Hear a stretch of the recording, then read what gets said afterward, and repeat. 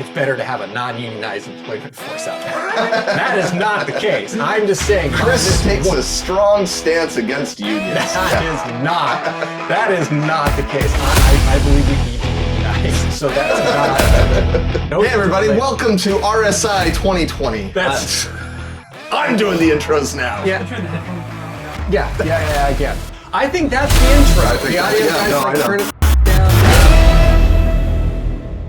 Boom. So yeah, this is actually the first time that we've done something with RSI where Spencer's actually here and we're together. Yeah. Before you think that we're going to be recording all of our podcasts like this, we're not. That's not going to happen. This is a long drive. Yeah, it's a long drive for Spencer, and but today we are going to do kind of a podcasty thing-ish, and we're going to talk about a few topics that kind of come our way. I don't know what to call this segment or this show, but we're just going to kind of, I think we're going to get into it. Yeah. But yeah, Spence, you and I had a discussion based on an email we got not too long ago. Oh, is this the private ambulance? Private ambulances. Is it better or is it worse? Yeah. I'm going to take a firm stance. I'm going to say worse. Worse? Yeah. Okay. I'm going to take a very firm stance on it depends. I didn't know we could split the hairs. That is the most jello-y of stances you could possibly take on anything. Specifically, what we're actually talking about is for-profit private ambulance companies that are in the 911 system. So there's a lot of private ambulance companies that don't participate in 911. That's not what we're talking about. In general, I think they get a lot of flack,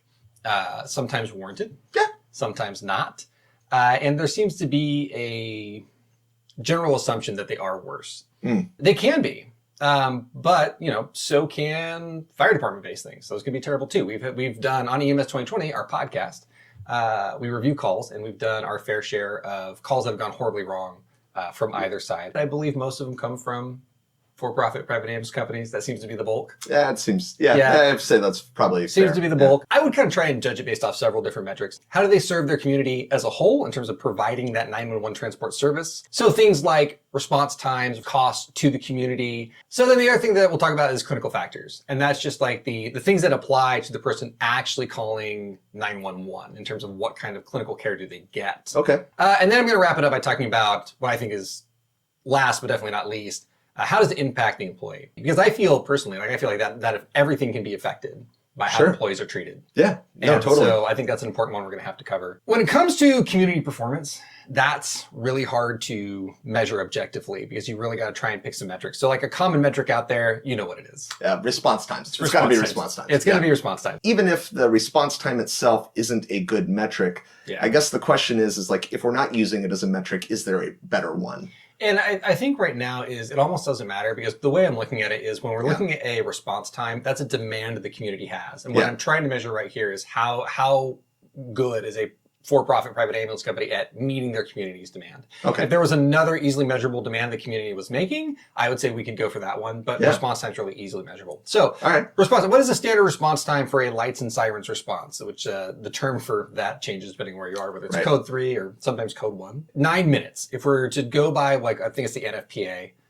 NFPA standards believes it takes about 9 minutes to get onto a scene with a 30-second shoot time. So the shoot time is basically from the time the alarm goes off to the time that you are en route to the call should be 9 minutes. So really you're talking the actual response, 8.5 minutes. Right. And that's pretty standard. I know you and I worked in an agency that 8.5 minutes was the general time frame for most of the area, and 8.5 minutes is pretty standard. Can a private for-profit ambulance company do better than a fire department? It depends. You kind of mentioned some barriers earlier in terms of being able to staff up accordingly. Sure. And the other thing is it's going to come down to, do you have a fixed deployment model, such as fire stations, or do you have a dynamic deployment model, such as system status management? For those of you that are wondering, a true system status management agency practically doesn't exist. I've never heard of one that truly follows it, but basically... Because what would be the true idea of that? The true idea of that is that if you have calls dropping in one area,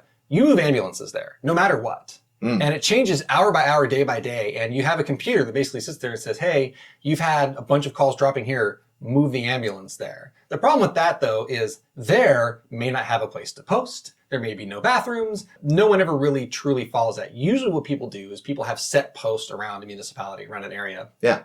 And then based on where frequent calls drop, they will move people post to post. The closest I've seen is pretty close to true system status management. And that is you'll have a dispatch or communication center that will look hour by hour, and they'll be using a predictive model based on, the same day last year. Okay. And they look at hour by hour where calls are expected to drop. Okay. And they will move cars around hour by hour. Gotcha. To staff different posts and cover those areas effectively. And here's the thing, that model actually is really, really good at reducing response times with fewer units available. Okay, because that was going to be my question is like, Right. Is there actually evidence behind that to support that? Because there have been articles written that kind of go like, hey, just because something happened last year, for instance, Sure. or like last month, doesn't necessarily mean that, it's like, 8 people in town A called for chest pain last year. Yeah. Maybe those 8 people are dead now, and now Right. nobody's calling No, for no chest one's pain. calling for Yeah. chest pain. Yeah, very true. And again, some people will do year to year. Some people do like a rolling 12 weeks. Okay. Rolling 12 months. Year to year. Or the rolling 12 months, yeah. So some people use half a dozen and some people use 6. You just decide, yeah. 6.5 from a baker's dozen. But generally speaking, according to the American Ambulance Association, dynamic deployment models do a better job at maintaining those than static ones. And the problem with the static deployment model, which is typically what you see employed by fire departments, though it certainly can be employed by a private for-profit ambulance company, and it is. We've had calls submitted where that's the case. So they have the ability to do that a little bit better for some of the reasons that Spencer mentioned, because, and I don't know this, I don't have a statistic on this, but if you were to ask me and many other paramedics, would you rather sit in parking lots or sit in a station? Most people are going to say, I would like a station with bathrooms and a kitchen and a television when there's no calls. It's overrated. It's right. Yeah. I would prefer that. And so since fire departments are typically unionized with pretty powerful unions, they tend to get that. Or if they're already at that model, which that's been kind of the long-standing model, it's harder to pull out of that model and move to a more dynamic system. Because what are you going to do with all these fire stations now? Gotcha. That's true. Yeah. Yeah, and so it does, if you have a private for-profit ambulance company that doesn't already have stations, they do have some flexibility in that. And I want to make something very clear. I'm not saying that it's better to have a non-unionized employment force out there. That is not the case. I'm just saying. Chris takes a strong stance against unions. That is not the case. I believe we need to unionize. So that's not the case. What I am saying though is that if you want to do something in a cheap manner and cover the most ground, then having an ununionized employment force is going to be the best way to do that. And so the answer there is, again, it depends. I think in general, private for-profit companies are probably in a better position to meet the standard. That's actually usually why they are brought into an area, is because the standard's not being met by the current system and they're able to bring them in. So there is that. So second thing, when we're talking about the community impact, is going to be cost. Okay. This is highly variable. There's 2 myths that go around, right? Private ambulance is always going to be cheaper. Okay. It's not true. Yeah. It's usually cheaper to the municipality. But in terms of, we're talking about the community, the person calling 911. Sure. Is it cheaper for that individual? Generally speaking, no. So there are a lot of fire departments that transport and they don't charge for the transport because they take that out of the tax base. Okay. So while that's going to be more expensive for the community as a whole, even whether you're using the ambulance service or not, you're paying for it in taxes. Sure. To the individual, it's less expensive. And by and large, a lot of communities will probably find it easier to pay, small chunks in taxes that's spread out amongst everybody, as opposed to paying a wallop of a bill that comes in when they really don't need a wallop of a bill after an injury. But they can be cheaper because the other myth is, private ambulance is always more expensive for the reason that I just mentioned. So they're 2 opposing myths. And that is not always the case. There are actually plenty of fire departments that not only have a tax base that they charge, but they also charge per ambulance ride. I happen to live in a city that does that. So, right. Yeah. And they're not there. There's no data that I've been able to find that shows they're typically cheaper than ambulances. Locally around here, they're more expensive. Plus they have a tax base. So again, when it comes down to cost, it depends. Yeah. Whether or not, which one's more likely to be able to go one way or the other, which one's more likely to be better, that really depends on your individual thoughts. Do you think it's better that a community as a whole pays a little bit for everybody? Or do you think it's better that only people who need the service pay for it? Yeah. In which case taxes in general are probably something you would have an issue with. Here's a question, because part of the cost is hiring staff. again, does the private ambulance company, even if it costs more, does it offer, again, more flexibility in terms of getting ALS, hiring on ALS staff or, adding more vehicles? Again, it's like, you get what you pay for in some situations. That's not, that's not always the case, but.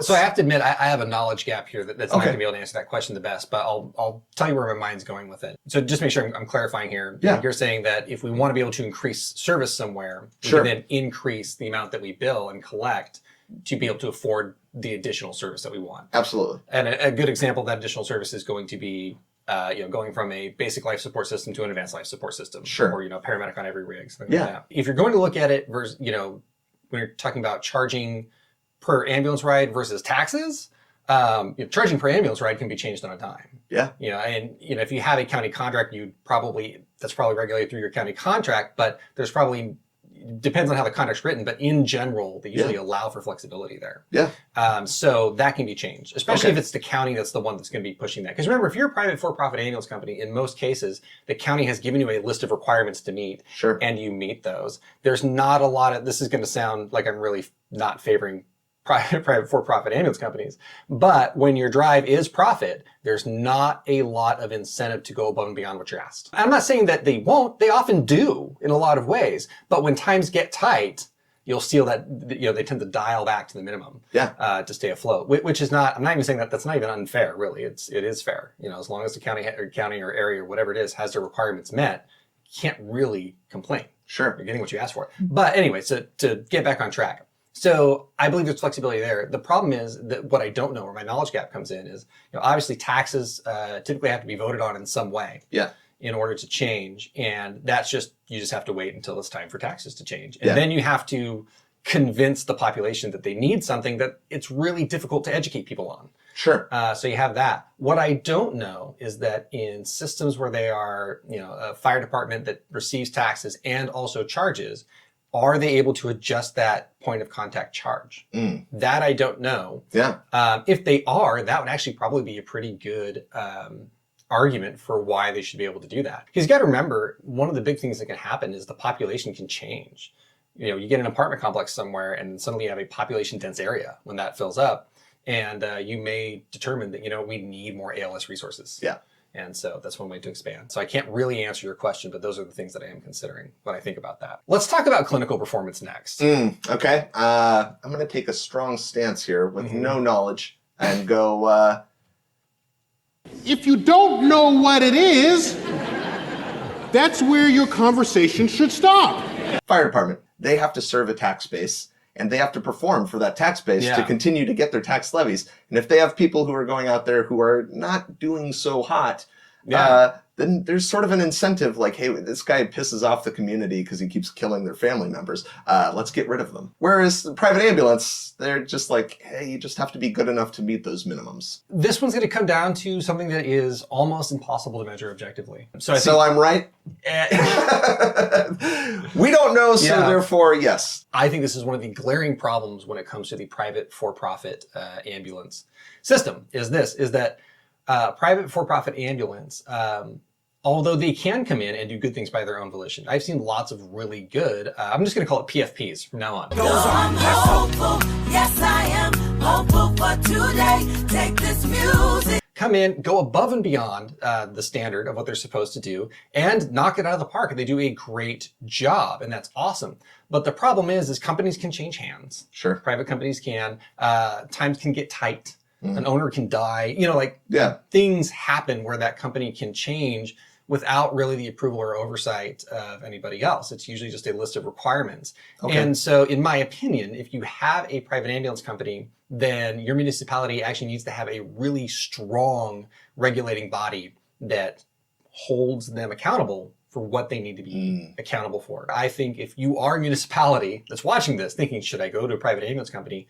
You need to factor in the cost of doing that. Because if you're looking to save money by diverting EMS over to private ambulance services, or transport in EMS anyway, over to private ambulance services, if you want to have a successful system, you do need to factor in oversight. So when it comes down to clinical performance, again, it is really going to depend.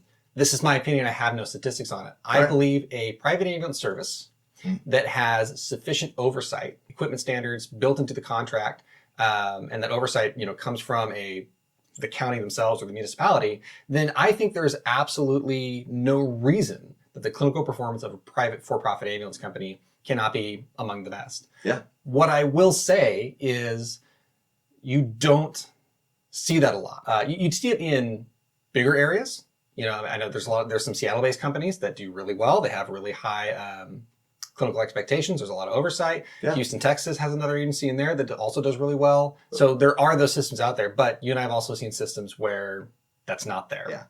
I think this one gets sort of tricky too, because in terms of oversight, like if we're trying to measure clinical performance, it requires hospitals to pay attention and to participate too, because I think one of the things that is helpful in that is like getting outcomes. Oh, absolutely. And if we're not getting outcomes, then it's hard to, it's kind of like throwing a dartboard with the lights off, and you're like, well, I heard it hit. I usually just throw the dart instead of the whole dartboard. Dartboard's onto the darts. Like that's. So I have the darts stuck to the wall, and then I throw the dartboard at it. I'm saving my arm from having to throw 3 separate times. That's true. The repetitive motion, that's what causes strain injuries. It's true. You get one thing out of this whole thing. That's it. So I like how I'm like, one of the things I want to measure is clinical performance. And I'm like, so you can't measure it. Yeah. But I think it's going to kind of bring us down, again, what I think is one of the most important thing, and that comes down to the internal performance. How are we treating our employees? Every single thing that we just talked about can be absolutely impacted by happy employees. Sure, yeah. Response times, enthusiasm for the job, clinical performance, all that stuff. It's really hard to be clinically proficient when you work at a company that is drastically understaffed and you are running call after call after call in your 14th hour. Nobody in their right mind would sit down and say like, oh yeah, this guy is just as fresh as someone that worked a normal 12-hour shift and did 6 to 7 calls instead of 12 and 12. Well, you also have to have people that have the needs of their daily lives met as well. Yeah. And because I think, we've talked about this. Was that Glasgow or? Maslow's hierarchy. He's probably right. Mouse hierarchy. In this hierarchy, it's like hierarchy of needs and stuff, right? Yep. Okay. And then you have like your basic needs. Mm-hmm. Well, a lot of our basic needs are met by buying things. Yes. And we're talking about, like food, shelter, those kind of things. Money isn't shelter. Money also isn't food. You shouldn't eat your money. Yeah. But I've been known to swallow a quarter a time or two. Mostly as a child, not as an adult. It was yesterday. It'll come out. But it's sort of like, oil for your engine. It's like, yes, it doesn't make the engine work, but boy, it sure makes it easier for the engine to work longer. So compensation's important, and I don't think it's any mystery to anybody that a lot of private ambulance companies do not pay near as well. What are the statistics? So this is according to the Bureau of Labor Statistics in the United States. Private for-profit ambulance companies have a $36,000 mean annual salary. This does, by the way, include EMTs and paramedics. Okay. And then fire department has a $55,000 mean annual salary across there. And I actually want to point out that the fire departments actually have a higher ratio of EMT to paramedics. Yeah, that makes sense. Yeah, it does. Yet they still average, nearly $20,000 less a year. Ugh. I want to touch on why this matters because, Chris pointed out, you want happy employees, and the reason you want to pay well and compensate well is because, we're not factory workers. We're not dealing with widgets. Yeah. Your personal life does impact the care that you can provide because if you are stressed at home, being sued by, healthcare agencies for medical bills that you can't pay. Right. Wouldn't know anything about that. Then it impacts your work, your ability to, be empathetic. And even still, I wouldn't want to fuck up a widget. If I was making widgets, I want to make a good widget. I mean, listen, if you fuck up a widget, then you're like, all right, well, that's not good. But if you fuck up a widget that's actually a person, then, you feel that, that is more stress that you add. It's like, I'm being sued and also I killed somebody today. Damn it. Yeah, but what if the widgets you make are pacemakers? For children. Oh, you want to throw a dead dog in there too? Yeah, why not? We're cutting all this, Matt. Don't worry. I'm hopeful.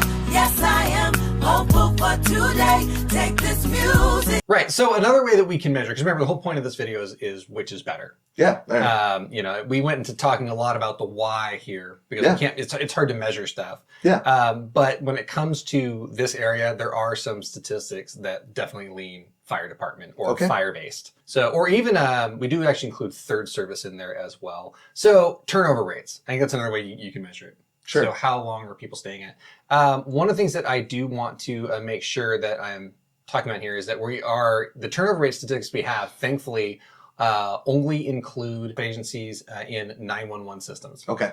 And the reason I want to make that distinguishing remark is because there are agencies that don't work in 911 that primarily do transfers that you actually expect a high turnover rate, and that's actually not necessarily a bad thing. Sure. There are a lot of agencies that are positioned to be a step up into a 911 system, and they expect turnover, and that's not really a knock against them. Yeah. Necessarily. I mean, it can be. Sure. When people are like, this going back to Mickey D's, then yeah, that's an issue. So thankfully, our statistics that we have on this are from the American Ambulance Association, and they do focus on the demographic group that we want. They did a study in 2018 that included 119 responses on annual turnover rate. 1/3 of those responses were from private for-profit. Another third was from private but non-profit associations, all in the 911 system. The final third was from a third service organization. If you don't know what third service is, in most areas you have police department, then you have fire department. And then the fire department also handles EMS. In this case, you have police, fire, and EMS. It's its own thing, but they are government employees that work there. It's usually set up in a very similar structure to the fire department, but all they do is EMS. There's a minimal amount of responses from hospital-based organization, and none of the responses to the survey came from fire department-based entities, though the survey was sent to them. So the turnover rate is actually really high when compared to other healthcare industries. It ranged from 25 to 30% across the board, and that's over 1 year. So you can expect in 1 year, about 1/4 to 1/3 of the employees will be gone. Yeah. I want to make something clear because I've made this point before in other discussions, and people will be like, well, gosh, so in 3 years, it's a completely new agency. No. It could be the same new third that's going out with the same 2/3 staying the entire time. Sure. So there's a lot more to retention rates than just that third that's leaving every year. Because if 2/3 of your employees never change, that's actually probably really good. Yeah. If you can't seem to keep the seniority there, that's when you see issues. It doesn't paint a complete picture because what you really need to look at is things like mean seniority. Yeah. And I don't have that data. Well, I mean, it's out there, but I don't have it in a way that makes sense to pan out across the United States. Gotcha. Let's compare that to the firefighter side. So career firefighter statistics are difficult to come by in terms of attrition rates. All right. There are several articles by Fire Rescue One that cite individual quotes that state from different fire chiefs that estimate anything from a 10 to 20% attrition rate. Okay. So we've got, on one hand, you've got, hey, a third or a quarter of your workforce is turning over every year versus a 10th or 1/5 of your workforce. Exactly, 10 to 20%. Yeah. Again, this is not hard data. It does come from a fire chief. Firefighters quit. It's usually to go to another fire department. So you have many smaller departments accept that attrition rate, they even embrace their staff moving on. So it's the same thing we talked about with... with the non-transport, like with the like 911 transporting private ambulance companies where they're expected to, you've got your EMT or your paramedic, you're probably not wanting to work this interfacility stretcher for a very long time. Absolutely. Yeah, okay. Yeah. And so, and if you check out our videos, the top 5 red flags, we actually kind of detail what the... top 5 red flags, we actually talk about turnover rate. And I think if you are a company that expects high turnover rate and you embrace high turnover rate, then that can actually be a really good thing for you. Yeah. That's really going to help you fill those vacancies. Because people are like, no, like if you go here, like they have the ins with all the other places, and they help you along in your journey, like you'll fill those vacancies quick. So I just wanted to bring that up because a lot of volunteer departments, you see attrition rates of volunteers going to paid departments. And I didn't have any way to suss that 10 to 20% out from what's volunteer and what's paid. I don't know. I don't know how accurate that statistic is. But in general, I will say based off personal experience, it does seem in line with what I've experienced personally, which I know is not the best quality data there, but it's what I have. Yeah, the data we have is imperfect. We don't know. We're measuring response times where we don't really know if they correlate clinically. We can't measure clinical performance. The one statistic that we do have that I think is loosely correlated with clinical outcomes and performance is, salaries and compensation. Sure. And then, we have turnover, which also, again, there's a lot of different angles to look at it. And in all of those are sort of imperfect measurements, but that's what we have to Right. work with. To answer your question clearly, it really depends. Yeah, all right. Yeah, I think my biggest takeaways when it comes from private for-profit versus fire department is you need to have strong oversight. And the second thing is I think unionization is important. And I know that's going to stump people, really don't think it is. The issue with the private for-profit ambulance company is, hey, when they do great, they do great. The incentive is profit. And so to maximize profit, you meet with the minimum. Some companies will say, yeah, but you need to have a buffer so when things get tight, you don't get there, that's great. Sure. But nothing requires that of them. Yeah. Nothing requires them to meet what's just in the contract. Yeah. And so if you have a union, that is a way to work outside of county contracts to change what you have on the rig, the kind of equipment you have, the kind of training you receive. Because the county may not regulate your training at all. Yeah. Regulating equipment's pretty common. Seeing like minimum equipment standards is pretty common in a contract. But what equipment would qualify? Like these are all things that through unionization, you can work into a contract and hold a company accountable for standards outside of that contract. That's so true. that is why I think in a lot of systems, unionization would be a good thing to do. Even in systems, I would say, where you may already have those things. Because like I said, things can change. The financial environment for an ambulance company can change. Yeah. And I think it's really rare that an ambulance company ever stands up and says, you know what, maybe we're not the right ones for the job anymore because we can't seem to make a profit. I'm going to step out. Yeah. I'm going to step out. They never do that. Fire departments don't either, don't get me wrong. But I mean, like, it's very rare that will happen. That's true. What will end up happening is they will let it go down to the bone. They will let it get so bad until they are told to leave. That's what happens. Yeah. Yeah, no, that's rarely. fair. Yeah. And I think the other part too is that when profit is the incentive, there's also the like, well, we could do this thing that's harder, or just fudge the numbers a little bit, make it all better. And if there's no one there's no oversight, then they absolutely can, as long as they can get away with it. Yeah. So. The oversight needs to be done by people that are in the industry and know better. Yeah. So, and those do exist, by the way. That's not my fantasy requirement where I'm like, ooh, in Magic Chris Land, this is how these things will be done. This is things that actually exist, that are out there, where there